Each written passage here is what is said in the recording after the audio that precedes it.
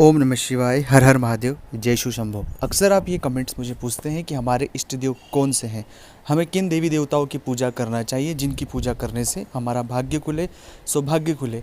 क्या अभी हम वर्तमान जिन देवी देवताओं की पूजा कर रहे हैं वो हमारे इष्ट है भी कि नहीं है, और इष्ट की पूजा उपासना करने से क्या होता है, इष्ट की उपासना करने का सही तरीका क्या है, और इष्ट को कैसे प्रसन्न करें हम।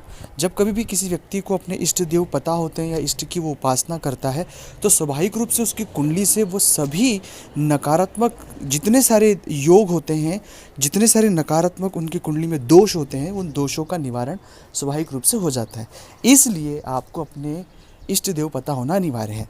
दूसरी बात है कि इष्ट देव पता है, लेकिन हम उनकी उपासना किस तरह से करें, क्योंकि सही उपासना करने से, सही पद्धति, पूजा पद्धति का प्रयोग करने से भी बहुत हद तक चीज़ें हमारे पक्ष में होती हैं। तीसरा प्रयोग है कि इष्ट देव अगर हमसे रुष्ट है तो उसके क्या संकेत है, क्योंकि हमें तो पता ही नहीं कि हमारे इष्ट हमसे प्रसन्न है या नहीं है, क्योंकि इष्ट को प्रसन्न करना सबसे बड़ा इस युग में काम है दोस्तों। तो इस पूरे जवाब प्रश्नों उत्तर आपको मिल जाएंगे, इन पूरे प्रश्नों का उत्तर आपको बहुत आसानी से मिल जाएगा, और यह भी प्राप्त आप करेंगे कि इष्ट की कृपा आप पर बहुत कम समय में जल्द से जल्द हो जाएगी। आपने अगर अभी तक चैनल को सब्सक्राइब नहीं किया है तो प्लीज़ आप चैनल को सब्सक्राइब करें, कमेंट्स में भोलेनाथ का नाम लिखें। अगर आप चाहते हैं अपनी कुंडली का विश्लेषण हमसे करवाना, स्क्रीन के ऊपर नंबर चल रहे हैं, आप आएँ व्हाट्सएप पर अपॉइंटमेंट लेकर हमसे बात कर सकते हैं। उसका फीस और शुल्क लागू है दोस्तों। सर्वप्रथम जब इष्ट की बात आती है तो बहुत सारे जातकों को इष्ट को जानने के 3 तरीके हैं। अब इन 3 तरीकों को आप बहुत बारीकी से समझें। सबसे पहला तरीका है कि बचपन से ही अनायास कोई एक देव हैं जिनके प्रति आपका मन ही लगाव है, किसी ने आपको उनके बारे में कुछ बताया नहीं, आप बचपन से ही आपका बस उनके प्रति विशेष लगाव है। वो भगवान शिव हो सकते हैं, माँ संतोषी हो सकती है, माँ दुर्गा हो सकती है, गणेश जी हो सकते हैं, भगवान का कोई भी स्वरूप, भगवान कृष्ण हो सकते हैं। एक बचपन से ही स्वाभाविक सा हमारा लगाव हो जाता है। तो जब मन किसी ईश्वर के प्रति स्वतः ही दौड़ा जाए तो वो सबसे पहला आपका इष्ट है। आप ये स्वाभाविक रूप से स्वीकार कर ले कि वो आपके इष्ट हैं। दूसरा तरीका होता है कि जो हमारी कुल देवता होते हैं, कुल देवी, कुल देवता, जो हमारे माता पूजा पिता या हमारे पूर्वज, हमारे वंशज, हमारे समाज के लोग जिनकी उपासना करते हैं वह हमारे इष्ट होते हैं।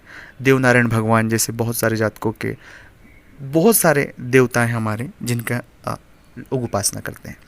तीसरा तरीका ये होता है गुरु कृपा, मतलब जो हमारे गुरु के आदेश के पालन, गुरु कहते हैं कि आप इन देवी देवताओं की उपासना करें, तो गुरु कृपा से इष्ट कृपा होती। तो गुरु के कई बार आदेश के अनुसरण कर भी बहुत सारे जातक अपना इष्ट प्राप्त करते हैं। तो इन तीनों तरीकों में से आपने तीनों तरीकों को समझ लिया है तो अब आपको अपना इष्ट पता लग चुका होगा। आपका इष्ट क्या है ज़रूर कमेंट्स में मुझे लिखें कि हमारा इष्ट देव ये है। अब दूसरा तरीका है कि इष्ट को कैसे प्रसन्न करें। दरअसल जो इष्ट होते हैं हमारे, वो हमारी आत्मा को प्रसन्न करने वाला स्वभाव होता है। इसलिए इष्ट हमेशा दीन दुखी ज़रूरतमंद लोगों की मदद करने से इष्ट बहुत प्रसन्न होते हैं।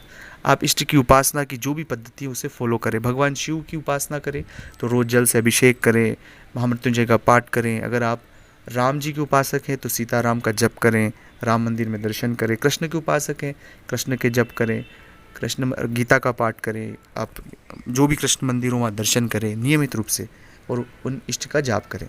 लेकिन सभी इष्टों में जो मूल है वो उनका मूल स्वभाव है प्रकृति प्रेम और जो भी ज़रूरतमंद व्यक्ति है उनकी मदद करना।